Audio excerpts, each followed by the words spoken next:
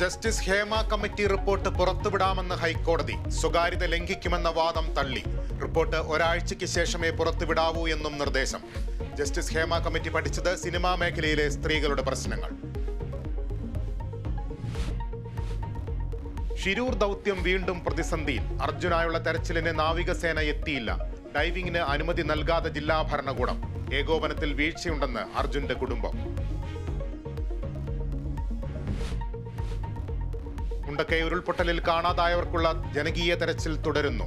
തലപ്പാലിയിൽ നിന്നും വെള്ളാർമലയിൽ നിന്നും ശരീരഭാഗങ്ങൾ കണ്ടെത്തി. വനത്തിലും ചാലിയാർ പുഴയിലും തെരച്ചിൽ. വിദഗ്ധ സംഘം ദുരന്ത മേഖലയിൽ.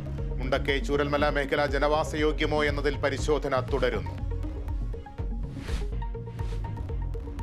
ആലപ്പുഴയിൽ നവജാത ശിശുവിന്റെ മൃതദേഹം രഹസ്യമായി മറവ് ചെയ്തതിൽ നിർണായക മൊഴി. ജനിച്ചപ്പോൾ കുട്ടി കരഞ്ഞതായി അമ്മ ഡോണ പറഞ്ഞെന്ന് ഡോക്ടർ. ഡോണയെ അന്വേഷണ സംഘം ഉടൻ ചോദ്യം ചെയ്യും.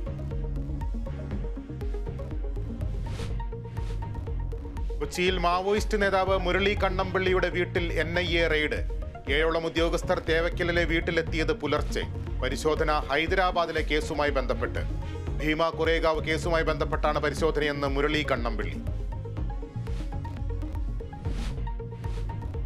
ഇന്ത്യൻ ഒളിമ്പിക് താരങ്ങൾ പാരീസിൽ നിന്ന് തിരിച്ചെത്തി. ഡൽഹി വിമാനത്താവളത്തിൽ ഉജ്ജ്വല സ്വീകരണം.